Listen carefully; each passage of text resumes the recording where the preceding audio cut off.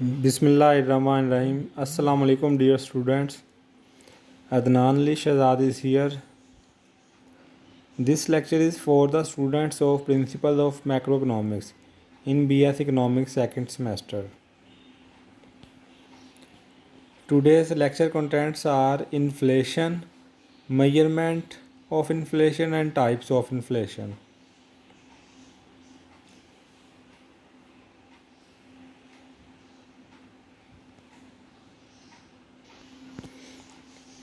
In the last two lectures, we have studied money, functions of money, various measurements of money, M1, M2, M3, and we have also studied money demand, money supply, and equilibrium interest rate, which is determined with the help of demand for money and supply for money. Today we are going to move further and study inflation, measurement of inflation and types of inflation. Inflation is one of the major economic problem, you can say that, which are faced by the developing countries and developed countries as well. ये macro economics की एक major economic problem है जो through out the world wide जो है वो discuss होती है, through out the world wide इसको फेस किया जाता है. आज हम इसके बारे में स्टडी करेंगे कि इन्फ्लेशन क्या है. Rise in the overall price level is called inflation. अगर कंट्री का ओवरऑल प्राइस लेवल इंक्रीज़ कर रहा हो, मतलब किसी एक कमोडिटी का नहीं, किसी एक सेक्टर का नहीं, किसी एक शहर का नहीं, किसी एक मार्केट का नहीं, बल्कि ओवरऑल प्राइस लेवल कंट्री का जो है वो इंक्रीज़ कर रहा हो. ओवरऑल प्राइस लेवल से मुराद ऑलमोस्ट तमाम गुड्स एंड सर्विसेज की प्राइसेस में इजाफा हो रहा हो, तो उसको हम इन्फ्लेशन का नाम देते हैं. So you can say that rise in the overall price level is called inflation. Rise in the general price level is called inflation. मतलब ओवरऑल कीमतों का बढ़ जाना इन्फ्लेशन कहलाता है. ओवरऑल कीमतों का बढ़ जाना इन्फ्लेशन कहलाता है. और ये मंथली भी कैलकुलेट होता है, ये क्वार्टरली भी कैलकुलेट होता है, ये ईयरली भी कैलकुलेट होता है. Or you can say that you can define it in this way: inflation is a situation when too much money chases very few goods. When too much money chases very few goods, मतलब ये कि हमें few goods and services purchase करने के लिए बहुत ज़्यादा पैसे, बहुत ज़्यादा क्वांटिटी में पैसे चाहिए होते हैं. This is the situation of inflation. When too much money chases very few goods, मतलब बहुत सारे पैसे बहुत थोड़ी अशिया का ताक़ब करते हैं. बहुत सारे पैसे, ठीक है, बहुत थोड़ी अशिया का ताक़ब करते हैं. This is the situation of inflation. और you can say that rise in the general price level is called inflation.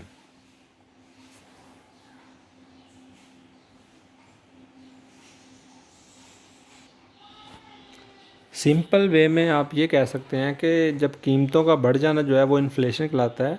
और इसकी दूसरी साइड ये है कि basically value of money decline हो जाती है इन्फ्लेशन की सूरत में. मतलब आप वही गुड्स एंड सर्विसेज जो आप यस्टरडे कह सकते हैं आप, या 1 मंथ बिफोर आप जो है वो 100 रुपीज़ की परचेज़ कर रहे थे, अब वो same goods and services after 1 month आप 150 में परचेज़ कर रहे हैं. It means your value of money decline. Value of money decline हो जाती है इन्फ्लेशन में बेसिकली. तो इसको दूसरी साइड से अगर देखें तो हम कीमतों का बढ़ जाना जो है वो इन्फ्लेशन कहलाता है. और कीमतें बढ़ जाना तब बढ़ती हैं जब वैल्यू ऑफ मनी जो है वो डिक्लाइन हो जाती है. So you can say that rise in the overall price level is called inflation. और you can say that inflation is a situation when too much money chases very few goods. So this is the situation of inflation. Measurement of inflation. How you can measure the concept of inflation? हम inflation को कैसे measure कर सकते हैं? There may be different measurements of inflation like consumer price index, producer price index, wholesale price index हैं। बहुत सारी measurements हैं, बट सबसे ज़्यादा इन्फ्लेशन से कंज्यूमर जो है वो हर्ट होता है। So consumer price index is commonly use to measure the concept of inflation. ज़्यादातर हम कंज्यूमर प्राइस इंडेक्स को यूज़ करते हैं इन्फ्लेशन को मेजर करने के लिए। कंज्यूमर प्राइस इंडेक्स को मेजर करते हैं हम इन्फ्लेशन को मेजर करने के लिए, क्योंकि कंज्यूमर जो है वो ज़्यादा अफेक्ट होता है इन्फ्लेशन से। अब बेसिकली इन्फ्लेशन को कैसे हम कैलकुलेट करते हैं? जो प्राइसेस होती हैं ओवरऑल प्राइस लेवल, उनका हम इंडेक्स जनरेट करते हैं, जिसको हम कंज्यूमर प्राइस इंडेक्स बोलते हैं। उनके हम इंडेक्स समझते होंगे। इंडेक्स मतलब वैल्यूज़ 100 के आगे पीछे अरेंज हो जाती हैं। अगर इंक्रीज़ हो रहा है तो वो आगे को होंगी, डिक्रीज़ हो रहा है तो वो पीछे को होंगी। तो बेसिकली वो इन्फ्लेशन में तो प्राइस लेवल इंक्रीज़ होता है तो वो किसी एक ईयर को बेस ईयर रख लिया जाएगा और उसकी वैल्यू 100 होगी और बाकी उसके आगे होंगी। तो कंज्यूमर प्राइस इंडेक्स के ज़रिए फिर जो है वो इन्फ्लेशन जो है वो फाइंड आउट किया जाएगा। मतलब उसे हम प्राइस इंडेक्स बोल लेंगे, कंज्यूमर प्राइस इंडेक्स। उस कंज्यूमर प्राइस इंडेक्स में कितना इजाफा हुआ है वो इन्फ्लेशन कहलाएगा ना, प्राइसेस में कितना इजाफा हुआ है। तो rate of inflation can be calculated by current year price index minus previous year price index over previous year price index. Basically इस तरीके से हम जो है प्राइसेस का ग्रोथ रेट निकल आएगा। हम किसी भी चीज़ का जो ग्रोथ रेट निकालते हैं इसी फार्मूला से निकालते हैं। रिमेंबर कि जीडीपी ग्रोथ रेट कैसे निकालते हैं, उसका फार्मूला भी मैंने आपको बताया था। GDP growth rate is equal to current year GDP minus previous year GDP divided by previous year GDP. इस तरीके से हम जीडीपी ग्रोथ रेट कैलकुलेट करते हैं। किसी भी चीज़ का ग्रोथ रेट निकालना हो तो यही फार्मूला लगता है, current year value minus previous year value divided by previous year value multiply by 100, तो वो परसेंटेज में आ जाता है। इस तरीके से हम ग्रोथ रेट निकालते हैं। यहाँ पे बेसिकली इन्फ्लेशन है, मतलब rise in the general price level, मतलब जो प्राइसेस का इंक्रीज़ हो जाना है वो इन्फ्लेशन कहलाता है। तो उसका हमने ग्रोथ रेट निकालना है। तो यहाँ पे current year price index minus previous year price index divided by previous year price index. ठीक है, आप देख सकते हैं कि current year price level minus previous year price level divided by previous year price level multiply by 100। इस तरीके से क्या होगा, इस तरीके से प्राइसेस का ग्रोथ रेट निकल आएगा। इस तरीके से प्राइसेस का ग्रोथ रेट निकल आएगा। तो जो प्राइसेस का ग्रोथ रेट है that is named as the inflation. जो प्राइसेस का ग्रोथ रेट है उसको हम क्या बोलते हैं, उसको हम इन्फ्लेशन बोलते हैं। यहाँ पे देखें आप, नीचे भी फार्मूला लिखा हुआ है, rate of inflation is equal to P T minus 1 over P T minus 1। P T means current year price level minus P T minus 1 mean previous year price level divided by P T minus 1 means previous year price level multiply by 100।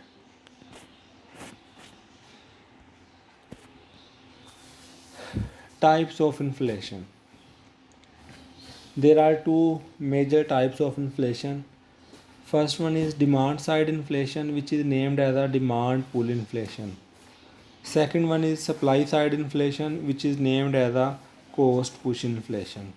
तो ये inflation की दो types हैं, एक है demand pull inflation और दूसरा है cost push inflation. Demand pull inflation basically demand side inflation है, जो एग्रीगेट डिमांड की वजह से होता है। कोस्ट पुश इन्फ्लेशन जो है वो एग्रीगेट सप्लाई की वजह से है, जो सप्लाई साइड इन्फ्लेशन भी कहलाता है। दोनों को हम डिटेल में डिस्कस करते हैं। First one is demand pull inflation. Demand pull inflation is generated due to increase in aggregate demand.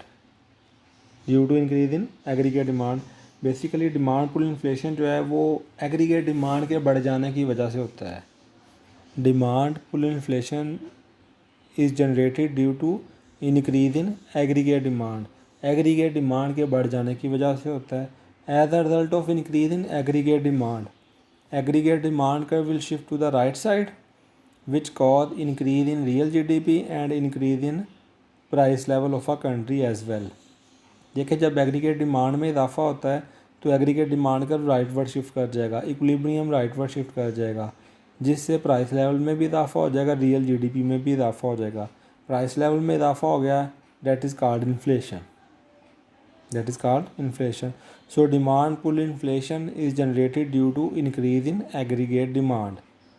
Now we will explain it with the help of diagram. आप देख सकते हैं कि यहाँ पे देखें एग्रीगेट डिमांड और एग्रीगेट सप्लाई की मदद से इकोनॉमी इक्विलिब्रियम ड्रा किया गया है। P1 प्राइस है, Q1 जो है रियल जीडीपी है। आप देख सकते हैं डायग्राम में वाई एक्सिस पे प्राइस लेवल है, एक्स एक्सिस पे रियल जीडीपी है। एग्रीगेट डिमांड कर which is negatively sloped, aggregate supply कर विच इज़ पॉजिटिवली स्लोप्ड। यहाँ पे देख सकते हैं एग्रीगेट सप्लाई कर, शॉर्ट रन एग्रीगेट सप्लाई कर ड्रा किया गया है। तो कॉमनली मैंने बताया था कि जब हम बनाते हैं डायग्राम्स वगैरह इक्विलिब्रियम बनाते हैं तो शॉर्ट रन इक्विलिब्रियम बनाते हैं।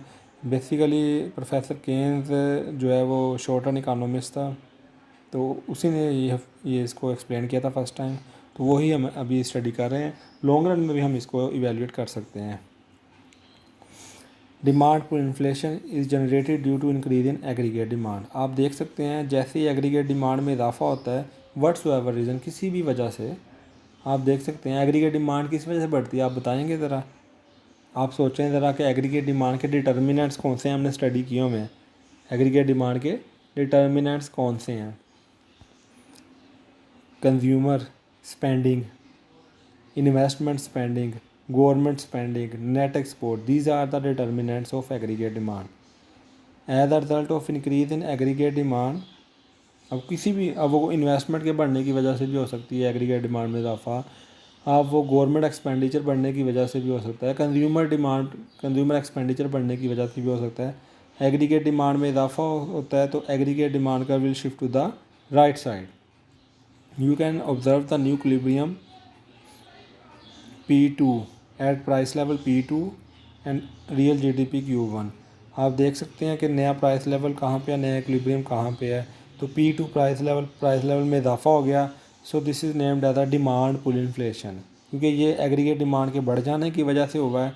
ये प्राइस लेवल में जो इजाफा हुआ है एग्रीगेट डिमांड के बढ़ जाने की वजह से हुआ है, तो इसको हम बोलेंगे demand pull inflation. So this is the first type of inflation, and this is the second type of inflation which is cost push inflation. This is the second type of inflation which is cost push inflation. Cost push inflation is generated due to increase in the cost of production. Cost push inflation is generated due to increase in the cost of production. Basically cost push inflation supply side inflation है और ये cost of production के बढ़ जाने की वजह से होता है। अब देखें जब कॉस्ट ऑफ प्रोडक्शन बढ़ती है तो per unit cost of production जो है वो इंक्रीज़ कर जाती है। ठीक है, कॉस्ट ऑफ प्रोडक्शन बढ़ती है। कॉस्ट ऑफ प्रोडक्शन बढ़ने का मतलब है कि रॉ मटेरियल महंगा हो गया है।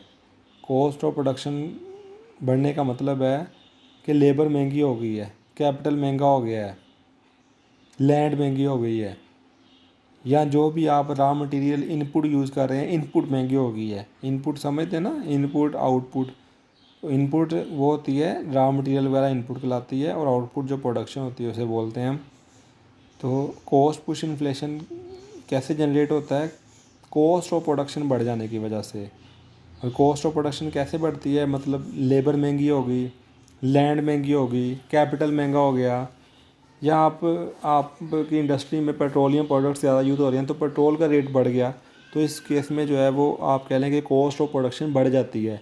तो कॉस्ट ऑफ प्रोडक्शन बढ़ जाने की वजह से एग्रीगेट सप्लाई कम हो जाती है। वो कैसे कम होती है? देखें ना कि मेरे पास फॉर एग्जांपल 2 करोड़ है, मैंने 2 करोड़ में ही बिज़नेस करना है। ठीक है, मेरे पास 2 करोड़ का सरमाया है, मैंने उससे बिज़नेस करना है।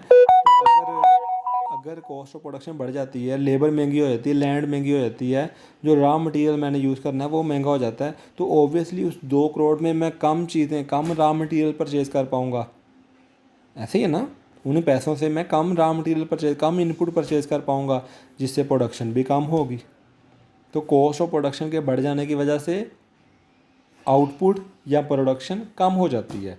ठीक है। आउटपुट प्रोडक्शन कम होने का मतलब है एग्रीगेट सप्लाई कम हो जाती है। So aggregate supply curve will shift to the left side, aggregate supply curve will shift to the left side, aggregate supply curve left side shift हो जाएगा, which cause increase in the price level and reduction in the output, output कम हो जाएगी और price level जो है वो increase कर जाएगा, प्राइस लेवल इंक्रीज़ कर जाएगा और आउटपुट कम हो जाएगी। सो this is cost push inflation, price level बढ़ गया, ये कॉस्ट पुश इन्फ्लेशन कहलाता है और ये डिमांड पुल इन्फ्लेशन से ज़्यादा ख़तरनाक है इन अ सेंस डैट कि उसमें जीडीपी में भी इजाफा हो रहा था, प्राइस लेवल में भी इजाफा हो रहा था। जबकि कॉस्ट पुश इन्फ्लेशन में क्या हो रहा है, प्राइस लेवल में इजाफा हो रहा है और जीडीपी में कमी आ रही है, ठीक है, जीडीपी में कमी आ रही है, तो ये कॉस्ट पुश इन्फ्लेशन कहलाता है। Let us explain it with the help of diagram. आप देख सकते हैं डायग्राम में, कॉस्ट पुश इन्फ्लेशन की डायग्राम में,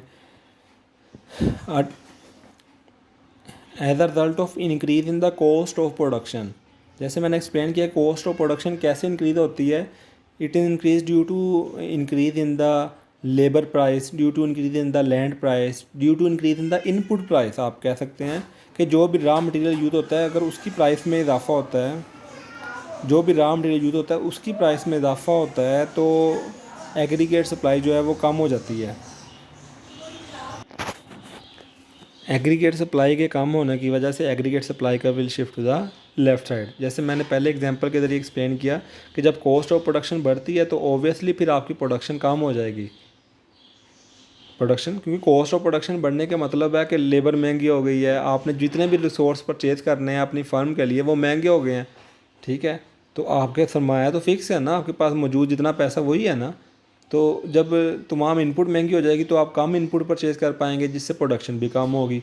एग्रीगेट सप्लाई के कम हो जाने की वजह से एग्रीगेट सप्लाई का will shift to the left side. आप देख सकते हैं डायग्राम में इनिशियल इक्विलिब्रियम जो था वो ए पॉइंट पे था, जहाँ पे P1 प्राइस थी एंड QF रियल जीडीपी थी। जब कॉस्ट ऑफ प्रोडक्शन में इजाफा हुआ, कॉस्ट पुश इन्फ्लेशन, जब कॉस्ट ऑफ प्रोडक्शन में इजाफा हुआ है तो एग्रीगेट सप्लाई में कमी आई, एग्रीगेट सप्लाई का will shift to the left side, aggregate supply का will shift to the left side. तो एग्रीगेट सप्लाई का लेफ्ट पर शिफ्ट हो गया, आप देख सकते हैं, which cause decrease in real GDP and increase in the price level. New equilibrium point is at B point, B point पे आप देख सकते हैं प्राइस लेवल में इजाफा हो गया, रियल जीडीपी में कमी आ गई। So this is cost push inflation, आप प्राइस लेवल में इजाफा हो गया तो this is cost push inflation. So these are the two types of inflation. You can also read further detail from the book of economics by McConnell, Brew and Flynn, chapter number 26 business cycle, unemployment and inflation, and chapter number 29 aggregate demand and aggregate supply. If you have any query you can comment me on my YouTube channel, and students can also comment me on Google Classroom. You can also discuss with me during online session. Thank you so much students. Stay blessed. Allah Hafiz.